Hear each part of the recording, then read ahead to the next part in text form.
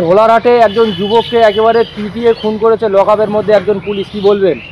এটা লকআপের মধ্যে পেটায়নি, এই খুন হয়নি, খুনটা ওরা লকআপের মধ্যে নিয়ে গেছে, যার সম্পূর্ণ মিথ্যা চক্রান্ত করে যে ওখানে মানস চ্যাটার্জি, ঢোলা থানার আইসি এবং ঢোলা থানার সাব ইন্সপেক্টর রাজদীপ সরকার, এরা সরাসরিভাবে জঙ্গি সংগঠন আরএসএসের মদতপুষ্টতে এরা বড় হয়েছে। সেখানে গোপন সূত্রে আমার যা খবর আছে, ওরা আরএসএসের মেম্বার এবং আরএসএসের সঙ্গে দীর্ঘদিনের ধরে সম্পর্ক। ফলে এরা প্রশাসনিক জায়গায় আসার পরে মুসলমানদের দেখলে এদের একটা বড় প্রেস্টিজে লাগে, যেন তেন প্রকারে মুসলমানদের কাছে ওরা ঘৃণার পাত্র। এবং এখানে দুটো লবি কাজ করেছে। একটা লবি হলো ওই আবু সিদ্দিক, নিহত আবু সিদ্দিকের পরিবার একটু আর্থিক সচ্ছল ভালো জায়গা, সেই আবু সিদ্দিকের বাড়িতে একটা লেবু চুরি করেছে ওদের পাড়ার মানুষ। সেই লেবু চুরি করতে গিয়ে ওর বাড়ি খোলা দেখে ওর ঘরে ঢুকে পড়েছে।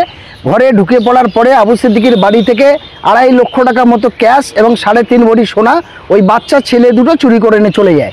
এবং নিয়ে যাওয়ার পরে আবু সিদ্দিকের পরিবার তারা থানায় কোনো অভিযোগ করেনি এবং ওরা বাড়িতে সে সময় ছিল না।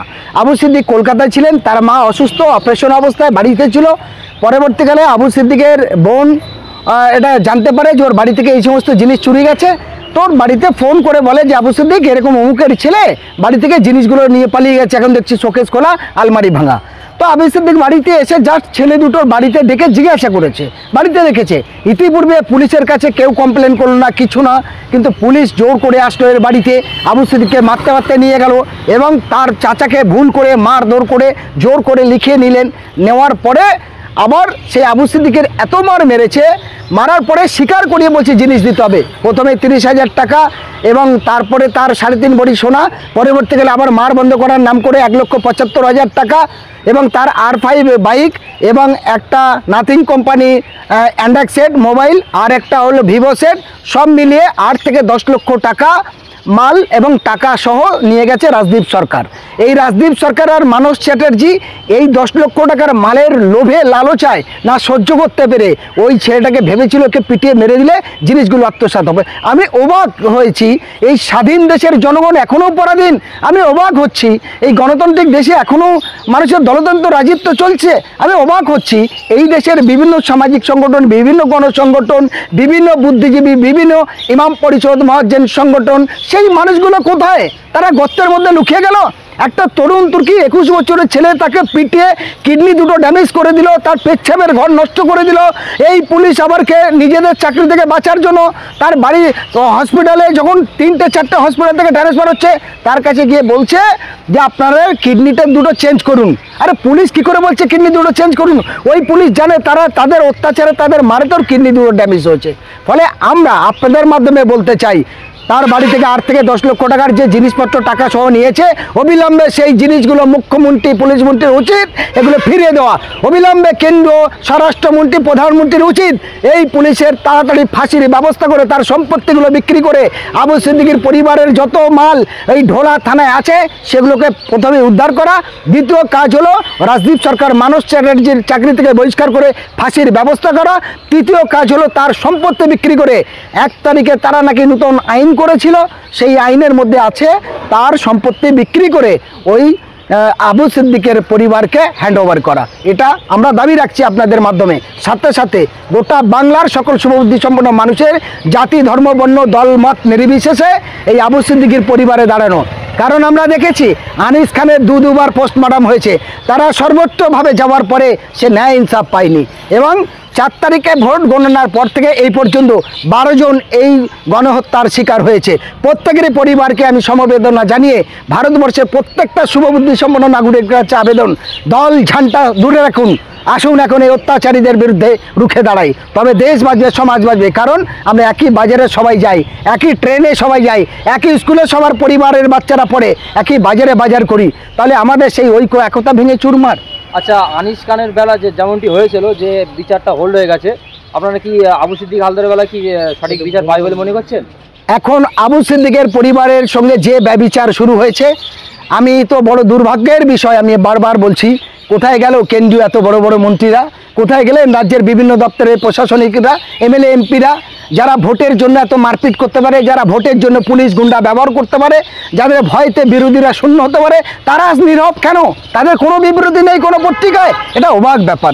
আমরা মানুষ হিসাবে আল্লাহ তাআলা বলবে, হে মানুষ, তোমাকে পৃথিবী মানুষ সৃষ্ট করেছি, তুমি একটাও কথা বলতে বললেন না। আমি অবাক হই। ইমাম সাহেবরা বলেন মসজিদের মধ্যে অন্যায় দেখলে প্রতিবাদ করো, বাউ থাকলে রোখো, না পারলে মন থেকে ঘৃণা করো। সেই ইমাম সংগঠনগুলো কোথায়? যে বুদ্ধিজীবীরা কুকুর মরলে বিড়াল মরলে তারা আওয়াজ তোলে, আজ তারা শাসকের ধমকিতে তারা স্তব্ধ চুপ। এ জায়গায় দাঁড়িয়ে আমি হোসেন গাজী একজন সামাজিক মানুষ হিসাবে, একজন মানবাধিকার কর্মী হিসাবে, একজন জমিয়তের কর্মী হিসাবে, সিপিডিআর হিউম্যান রাইটস কমিশনের মানুষ হিসাবে আমি বলতে পারি এটা অন্যায়, মানবতা হরণ হয়েছে। যদি আবু সিদ্দিকের পরিবার সঠিক জায়গায় দাঁড়িয়ে থাকে, আমি কথা দিচ্ছি এর শেষ দেখে ছাড়বো। ন্যায় ইনসাফের জন্য সুপ্রিম কোর্ট পর্যন্ত যাওয়ার হলে যেতে হবে এবং বাংলার প্রত্যেকটা মানুষের কাছে আবেদন করব, আবু সিদ্দিকের পরিবারের কাছে, হয় আপনারা অর্থ দিন, নয় সময় দিন, শ্রম দিন, বুদ্ধি দিন, কেউ পিছিপা হবেন না। সবাই দোয়া করুন, প্রার্থনা করুন এবং যেমন আবু সিদ্দিকী সহ দ্বিতীয় কোনো মায়ের কোল খালি না হয়, তার জন্য বাংলার প্রত্যেকটা মানুষের দোয়া আশীর্বাদটা দরকার। প্রশাসনের কোনো আইনে কি লেখা আছে যে একজন চোরকে ধরলে এবং তাকে এমনভাবে পেটানো হবে সেই যুবক তার পরদিনকে মারা যাবে? কোথাও কি কোনো আইনে লেখা আছে? দেখুন, আবু সিদ্দিক তো চোর নয়। আবু সিদ্দিকের লেবাররা আমাকে ফোন করেছিল কর্ণাটক থেকে। ওর কাছে প্রায় 50 জন লেবার কাজ করে। তারা আমাকে ফোন করে কান্নাকাটি করে বলছে, দাদা আপনি কলকাতায় একটা প্রোগ্রাম নিন, আর আমরা খুব দ্রুত 22 তারিখে অপেক্ষা আছি। 22 তারিখে কলকাতা হাইকোর্ট যদি ন্যায় ইনসাফের রায় ঘোষণা না করে, তাহলে আবু সিদ্দিকের পরিবারের পাশে দাঁড়ানোর জন্য সর্বোচ্চভাবে আমরা কলকাতা ধর্মতলা রাজপথে গণ আন্দোলনে নামবো। প্রয়োজন হলে লাগাতারভাবে ধর্নায় বসবো, সেখানেও না হলে প্রয়োজন হলে আমরা দিল্লিতে যন্তর মন্তরে গিয়ে ধর্নায় বসবো। কিন্তু শেষ আইন দেখে ছাড়তে চাই। পুলিশের অথরিটি আইনটা ভালো করে বোঝা দরকার। কোনো পুলিশ কোনো মানুষের বাড়ি থেকে নিয়ে যেতে গেলে হয় তার অ্যারেস্ট ওয়ারেন্ট দেখাতে হয়, আর না হলে তার পরিবার থেকে লিখে দিয়ে যেতে হয় যে আমার মনে হচ্ছে বা সন্দেহ হচ্ছে, একে নিয়ে যাচ্ছি, আমরা বিষয়টা দেখব, তারপরে সুস্থভাবে পাঠাবো। কিন্তু পুলিশ উইদাউট পারমিশনে গায়ের জোরে গুন্ডাগিরি এটা করেছে। তারপরে পুলিশ মন্ত্রী,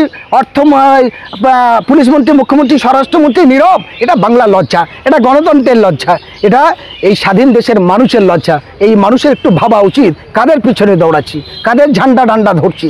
একটু না ভাবলে আগামী দিনে এই বাংলা আরও খারাপ জায়গায় যাবে। এই যে আপনি ঘন ঘন ভাঙড়ের মাটিতে আসছেন, ভাঙড়ে কি আপনার সংগঠন বাড়াতে চাইছেন? দেখুন, ভাঙড় দক্ষিণ 24 পরগনা বাইরে নয়, ভাঙড় বাংলার বাইরে নয়।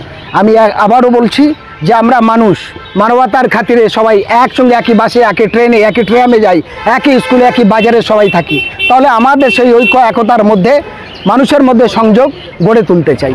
ভাঙড়ের মানুষের সাড়া পাচ্ছেন আপনি? ভাঙড়ের মানুষের অগাধ ভালোবাসা, অগাধ বিশ্বাস, অগাধ ঐক্য একতা আছে। সবার সঙ্গে কম বেশি আমার ফোনে কথা হয়, সেই সূত্রে ভাঙড়ে প্রায় আমি আছি। ভাঙড়বাসীদের জন্য বার্তা কি থাকবে? ভাঙড়বাসীদের কাছে বার্তা এটাই দেবো, বর্তমান পরিবেশ পরিস্থিতি খুব খারাপ জায়গায় এসেছে। আপনারা সবাই সাবধান, সতর্ক থাকুন, অন্যায়ের সর্বদা অন্যায় অত্যাচারের দুর্নীতির বিরুদ্ধে রুখে দাঁড়ান, এই আবেদন রাখবো। সম্প্রীতি বজায় রেখে আগান। ফিরহাদ হাকিম মহাশয় তিনি কলকাতার কোনো এক অনুষ্ঠানে বলেছেন যে মুসলিম ধর্মে যারা জন্মগ্রহণ করেনি তারা দুর্ভাগা নিয়ে জন্মগ্রহণ করেছেন। কি বলবেন ফিরহাদ হাকিমের বিষয়ে? ফিরহাদ হাকিম এখনও অ্যাকচুয়ালি সে মুসলমান কিনা আমার সন্দেহ আছে। ফিরহাদ হাকিম নিজের স্ত্রী পুজো করে। ফিরহাদ হাকিম কখন কি বলে জানি না। হাওড়া ধুলোগড় সাম্প্রদায়িক দাঙ্গাইতে আমরা একবার ওর কাছে গেছিলাম। সে তখন বলেছিল যখন 7টা মহিলারা ধর্ষিতা হয়েছিলেন, একাধিক অত্যাচারে ছিল ধুলোগড়ে, সেই সময় কারবালায় বড় মিটিংটা আমরাই করেছিলাম। তখন বলেছিল ভোট দেবে না, আমরা পিটিয়ে নেব। সেই ফিরহাদ হাকিম এখন কাঁদছে। এখন তার বিরুদ্ধে আরেকজন যিনি বৃদ্ধ বয়সে নূতন করে চলচ্চিত্র, নূতন প্রেমের জোয়ার আসছেন, তাকে কলকাতা আবার মেয়রের পদে ফিরে আনছে। বলে তৃণমূলের দলের কোনো চরিত্র নেই, তাদের কালচারও কোনো ঠিক নেই, ওরা সবাই প্রেম লীলাইতে ব্যস্ত।